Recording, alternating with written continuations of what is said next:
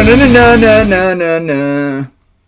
right, we're back for 21st of February in the year 2021. So because 21 appears twice in our date, we have an IPA from 21st Amendment Brewery. Ooh. Now, okay, so my girlfriend is off camera. Do you know what the 21st Amendment of the United States is? No. Okay. I wouldn't expect you to. Roland, do you know what the 21st Amendment? I bloody well do, mate. That's the one that prohibited the sale and distribution of alcohol. The opposite. Oh, it is the one repealed. that repealed that. The 19th Amendment. I should have looked that up before. I'm pretty sure it's the 19th. There was a previous amendment that brought in prohibition, and then the 21st Amendment is what repealed prohibition. And 21st Amendment Brewery is started by two guys in San Francisco, like circa 2000. And then they named their brewery after the 21st Amendment because they felt like breweries, and this is something that I think you and I relate to a lot, breweries and pubs and bars are a place of like contemplative thought and discussion, and they saw them as like a modern day symposium, and they felt like with prohibition that was taken away, and then with the 21st Amendment that informal discussion place was restored. And I think you and I have gone to plenty of bars together. We basically made like an extended weekend trip celebrating New Year's out of that. So and I was thinking about that a lot recently because that happened on New Year's. Yeah. And that was Tina was amazing for that. She was just like, but you boys are going to Chicago. Here's some tickets. Yeah, she is. Although I think we might have annoyed her at some point because she booked us a 3 a.m. red eye to Chicago, but that's okay. That was still a fun trip, and you can see it because we recorded while we were there. So I was just thinking that quote you opened up the first episode of Adult Beverages, the sitcom with was, what is it? In wine there is wisdom, in beer there is something, and in water there is bacteria. Right. Yeah.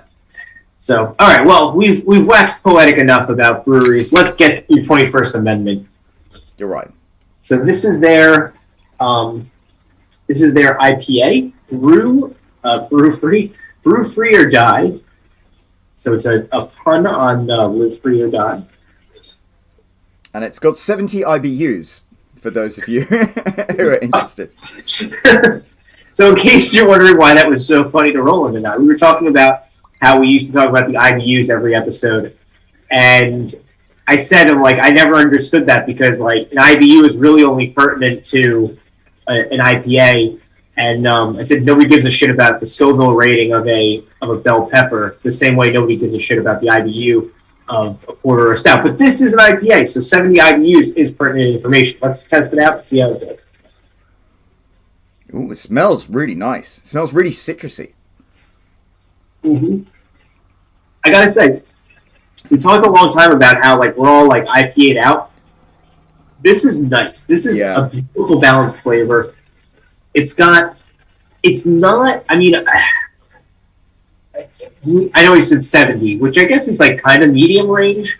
Because I feel like we've had beers that have like 100 IBU. Yeah, and this isn't like overpowered. I would say it's got slightly more of a hot profile than I might like, but it's all on the back end. It's not forward. Like, I don't like it when those beers are like punch you in the face with them. I was gonna say, I'm like, as we're sitting here and I'm kind of like letting, like just processing it, you can taste the hops, but it's not hop forward. Like you said, it's definitely on the back end.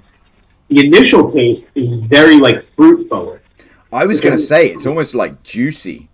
And it's funny because I see the words like juicy written on packets for IPAs all the time.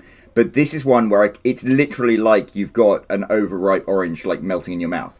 Yeah. No, this is definitely, it fills your mouth up. It's a good flavor. It's not, I think this is a good introduction to an IPA. Like this is probably my perfect IPA in terms of it has the flavor, it has enough of the hops where you're like, oh, this is an IPA, but not enough where, like you said, you're getting punched in the face and it's just aggressively hopped. I mean, there's no reason for that. So, I mean, honestly, 21st Amendment Brewery, I've had a couple of things from them. So it's funny. Side note, when I was in college, my best friend and I would like sit and we would talk, and we'd have these like really deep like late night conversations. And he always called them our fireside chats. And then probably like 3 or 4 months ago, I found a beer called Fireside Chat from 21st Amendment Brewery, and I like mailed it. He lives in Ohio now, and I mailed it out to him, and I was like, "Hey, like, what do you think of this beer?" And he was like, "Hey, this is amazing." We had like a FaceTime call where we drank it together, and yeah, I mean, rarely have I had something from 21st Amendment where I'm like, it's not really that great. I feel like we've done them on the show before. I think we did one. I can't remember what it was. I think it could have been a black lager or something, but was it? I don't know. I know they have a couple. I recognize them more by like the pictures. So like I know that they have one that's like a chimp in a spacesuit. Yeah. There's another one with like a watermelon on it. We might have done the watermelon one. I can't remember.